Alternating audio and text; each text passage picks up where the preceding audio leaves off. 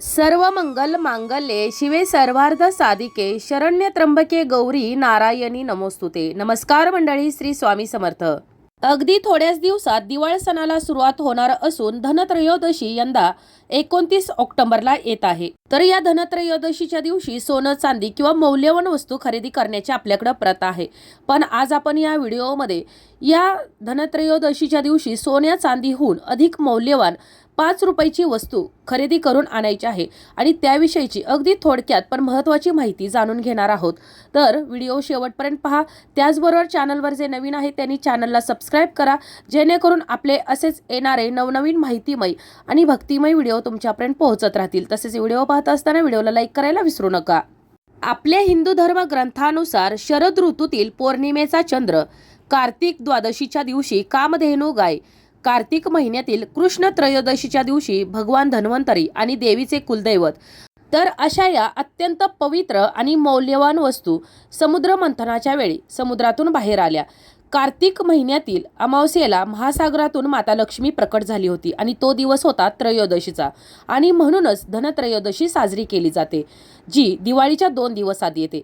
तर या दिवशी धन्वंतरी देवाची पूजा केली जाते। तर या धनत्रयोदशीच्या दिवशी सोने चांदी किंवा मौल्यवान वस्तू खरेदी करणं अत्यंत शुभ मानलं जातं। त्याचबरोबर नवीन भांडी नाणी खरेदी करणं देखील शुभ मानलं जातं। असं म्हणतात की अशा या वस्तू खरेदी केल्यामुळे आपल्या कुटुंबामध्ये आनंद सुख समृद्धी येते, घराची भरभराट होते आणि माता लक्ष्मीचा कृपाशीर्वाद आपल्यावर राहतो। पण आता प्रत्येकाला सोनं चांदी किंवा मौल्यवान वस्तू खरेदी करणं शक्य होत नाही। मग त्यांनी लक्ष्मी प्राप्तीसाठी मी ज्या काही वस्तू सांगणार आहे तर त्यापैकी जी तुम्हाला शक्य होईल तर ती वस्तू तुम्हाला या धनत्रयोदशीला घरी खरेदी करून आणायची आहे आणि त्याची तुम्हाला विधिवत पूजा करायची आहे, जेणेकरून माता लक्ष्मीचा कृपाशीर्वाद तुमच्यावर आणि तुमच्या कुटुंबावर सदैव राहणार आहे। तर या धनत्रयोदशीच्या दिवशी आपल्याला शक्य होत असेल तर पितळेची भांडी अवश्य खरेदी करावीत। या दिवशी धन्वंतरी देव अमृत कलश घेऊन समुद्राबाहेर आले होते आणि म्हणूनच आपण या दिवशी शक्यतो भांडी खरेदी करायची आहे। जर तुम्हाला ते शक्य होत नसेल तर तुम्ही मग पिवळ्या ज्या कवड्या असतात तर त्या पिवळ्या कवड्या देखील खरेदी या दिवशी करू शकता। असं म्हणतात की समुद्र मंथनाच्या दरम्यान माता लक्ष्मी जेव्हा प्रकट झाली होती तेव्हा माता लक्ष्मी सोबत या पिवळ्या कवड्या देखील होत्या आणि म्हणूनच आपल्याला सोनं चांदी खरेदी करणं जरी शक्य झालं नाही तरी देखील आपल्याला पिवळ्या रंगाच्या या कवड्या खरेदी करायच्या आहेत।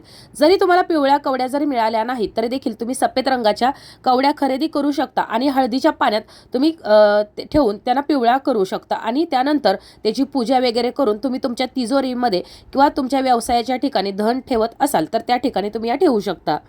आता त्याचबरोबर आपल्याला जी 5 रुपयांची वस्तू या धनत्रयोदशीला खरेदी करून आणायची आहे। आता प्रत्येकाचीच परिस्थिती सोनं चांदी किंवा मौल्यवान वस्तू खरेदी करण्याची नसते, मग त्यांनी ही 5 रुपयाची वस्तू जरी खरेदी केली तरी चालेल। तर या धनत्रयोदशीच्या दिवशी आपल्याला कुंकू खरेदी करायचं आहे आणि हे कुंकू आणून आपल्याला ज्या ठिकाणी माता लक्ष्मीची पूजा केलेली आहे तर त्या ठिकाणी आपल्याला ठेवायचं आहे आणि आपल्याला माता लक्ष्मीची पूजा करत असताना या कुंकवाची देखील पूजा करायची आहे। माता लक्ष्मीला ते कुंकू लावायचं आहे, अर्पण करायचं आहे, त्यानंतर आपल्या स्वतःलाही ते कुंकू लावायचं आहे आणि आपल्या सर्व इच्छा पूर्ण करण्यासाठी आणि आपल्यावरची सर्व संकट दूर करण्यासाठी या माता लक्ष्मीला प्रार्थना करायची आहे। आपलं घर धनधान्यानं सुख समृद्धीनं भरावं यासाठी प्रार्थना करायची आहे। आपण केलेल्या या 5 रुपयाच्या सेवेनं देखील माता लक्ष्मी आपल्यावर प्रसन्न होईल आणि आपल्यावरची सर्व संकट विघ्न दूर होऊन आपल्या घराची देखील भरभराट होणार आहे। त्याचबरोबर शक्य असेल तर या दिवशी आपल्याला लक्ष्मी मातेची जी पावलं असतात तर ती तुम्हाला दिवाळीच्या दिवसांमध्ये कुठेही मिळतील, तर ती खरेदी करून आपल्याला घरी आणायची आहेत आणि ती आपला जो घराचा मुख्य दरवाजा आहे तर त्याच्या उंबरट्यावरती दोन्ही बाजूला आपल्याला ती लावायची आहेत। परंतु ही लावत असताना कोणाचाही त्याला पाय लागणार नाही, तर अशा प्रकारे आपल्याला ही पावलं लावायची आहेत, जेणेकरून माता लक्ष्मीचा अपमान होणार नाही आणि माता लक्ष्मी आपल्या घरामध्ये आगमन करेल।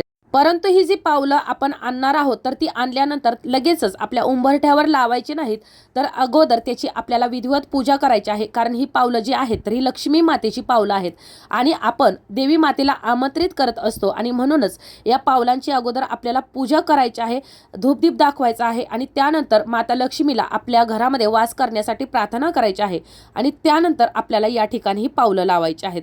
त्याचबरोबर धनत्रयोदशीपासून आपल्याकडं आपल्या अंगणामध्ये उंबरठ्याच्या बाहेर दरवाजामध्ये दिवे लावण्याची परंपरा आहे. त्यामुळं आपल्याला शक्य असेल तर या दिवशी आपण मातीचे दिवे अवश्य खरेदी करायचे आहेत. आणि या धनत्रयोदशीच्या दिवशी संध्याकाळी 6:30 ते 7:30 या तिन्ही सांजेच्या वेळेला, ज्या वेळेला माता लक्ष्मी पृथ्वीवर वास करत असते, तर त्यावेळेला आपल्याला दक्षिण दिशेला तो दिवा प्रज्वलित करायचा आहे. आणि हा दिवा प्रज्वलित करत असताना तो आपल्या उंबरठ्याच्या बाहेर आपल्याला प्रज्वलित करायचा आहे. दिवा लावल्यानंतर आपण घरामध्ये निघून यायचं आहे. एकदाही पाठीमागं वळून पाहायचं नाही. हा जो दिवा आहे तर हा दिवा अकाली मृत्यूपासून संरक्षण देतो असं म्हटलं जातं. आणि म्हणूनच आपल्याला या धनत्रयोदशीच्या दिवशी हा दिवा अवश्य प्रज्वलित करायचा आहे. त्याचबरोबर या दिव्यासोबतच आपल्याला अतिशय महत्त्वाची वस्तू खरेदी करायची आहे.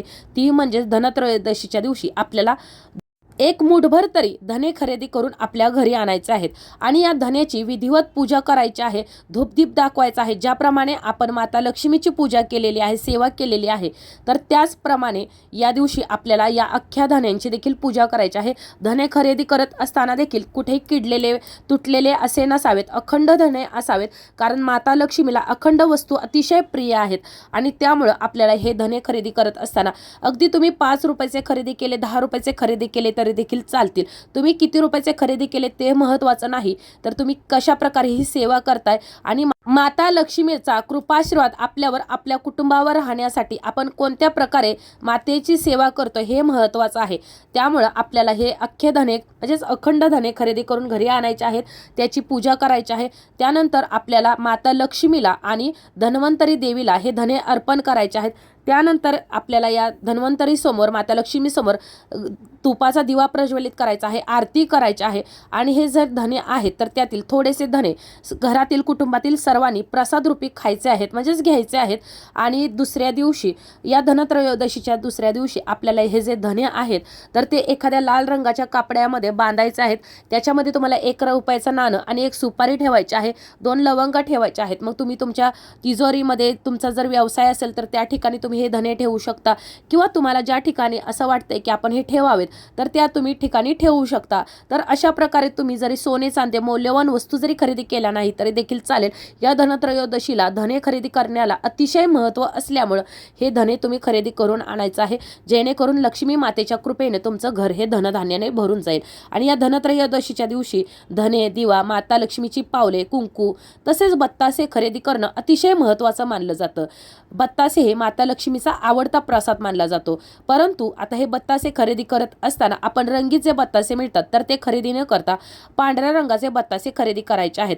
आणि तो नैवेद्य म्हणून लक्ष्मी मातेला अर्पण करायचा आहे. आणि आपल्यावरती माता लक्ष्मीची कृपा राहावी म्हणून प्रार्थना करायची आहे. आणि त्यानंतर घरातील कुटुंबातील सर्वांनी प्रसाद म्हणून हे जे बत्तासे आहेत तर ते खायचे आहेत.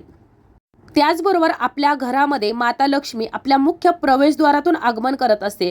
आणि म्हणूनच आपला हा प्रवेशद्वार स्वच्छ असणं आवश्यक आहे. या दरवाजावरती आपल्याला स्वस्तिक लावायचं आहे किंवा शुभलाभ या धनत्रयोदशीच्या दिवशी आपण लावायचं आहे.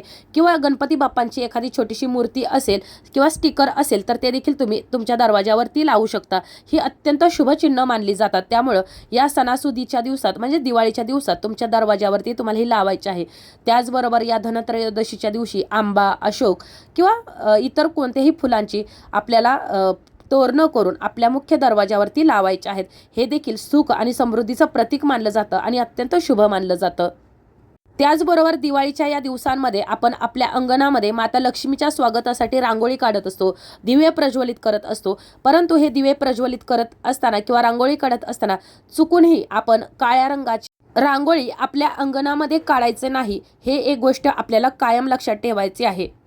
तसेच या दिवाळीच्या दिवसांमध्ये आपल्या घराचा जो उत्तर पूर्व कोपरा आहे तर त्या कोपऱ्यामध्ये आपल्या घरामध्ये कोणत्याही धातूचं भांडं असेल, म्हणजे चांदी, तांबे किंवा स्टीलचं भांडं असेल तर त्या भांड्यामध्ये आपल्याला पाणी ठेवायचं आहे.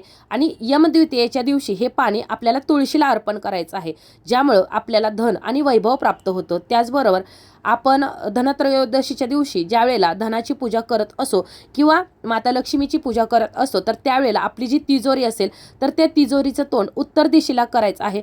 आणि तिजोरीच्या दारावर तुम्हाला तूप आणि कुंकवानं स्वस्तिकचं चिन्ह काढायचं आहे. यामुळे देखील आपल्या घरामध्ये भरभराट होते. तसेच आपण या दिवाळीच्या दिवसांमध्ये आपल्या अंगणामध्ये दरवाजामध्ये आपण दिवे प्रज्वलित करत असतो. असं दिवे प्रज्वलित केल्यानं लक्ष्मी माता या दिव्याच्या प्रकाशाने उजेडाने आपल्या घराकडे आकर्षित होत असते आणि तिला आमंत्रित करण्यासाठी आपण हे दिवे प्रज्वलित करत असतो. परंतु हे दिवे लावताना त्याची संख्या 11, 21 किंवा 31 असावी.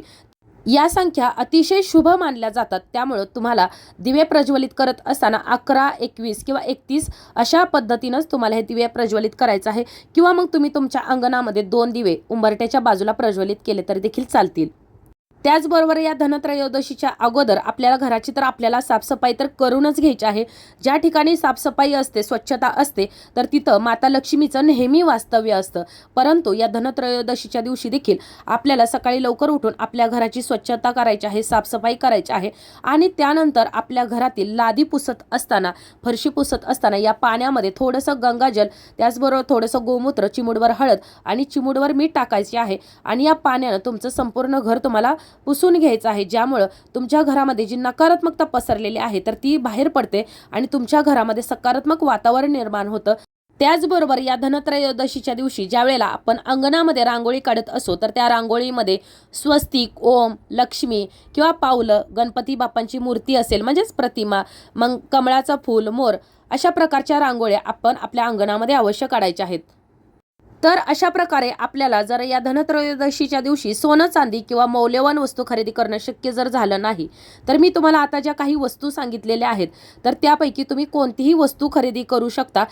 पण धनत्रयोदशीला धने खरेदी करण्याला विशेष मान असतो, महत्त्व असतं आणि म्हणूनच तुम्हाला जर काहीच खरेदी जरी करणं शक्य होत नसेल तर तुम्ही या धनत्रयोदशीच्या दिवशी अवश्य हे मुठभर धने खरेदी करायचं आहेत. जेणेकरून माता लक्ष्मीची, भगवान श्रीहरी विष्णूंची तुमच्यावर, तुमच्या कुटुंबावर कृपा राहील. धन्वंतरी देवतेची तुमच्यावर, तुमच्या कुटुंबावर कृपा राहील आणि त्यांच्या कृपेनं तुमच्या घराची भरभराट होईल. प्रत्येक वेळी मौल्यवान वस्तू खरेदी करणं आवश्यकच नसतं. या 5 रुपयाच्या वस्तूंना देखील माता लक्ष्मी प्रसन्न होते. त्याचबरोबर तुम्ही यासोबतच 10 रुपयाचं किंवा 5 रुपयाचं हळदी कुंकू देखील या दिवशी खरेदी करू शकता आणि तुमचे जे हळदी कुंकवाचा करंडा आहे तर त्यामध्ये तुम्ही ठेवायचा आहे. त्यामध्ये तुम्हाला हे कुंकू वाढवत राहायचं आहे. माता लक्ष्मीची पूजा करत असताना तिला हे तुम्ही कुंकू अर्पण करत राहायचं आहे. तर अशा प्रकारे आपल्याला ही धनत्रयोदशीच्या दिवशी सेवा करायची आहे, ही वस्तू खरेदी करायची आहे. तर आपल्याला आजचा हा व्हिडिओ कसा वाटला कमेंट करून नक्की कळवा. व्हिडिओ आवडला असेल तर चॅनलला सबस्क्राईब करा, व्हिडिओला लाईक करा आणि हा व्हिडिओ जास्तीत जास्त शेअर करा. जर काही समस्या असतील, अडचणी असतील तर तुम्ही मला कमेंटमध्ये विचारू शकता.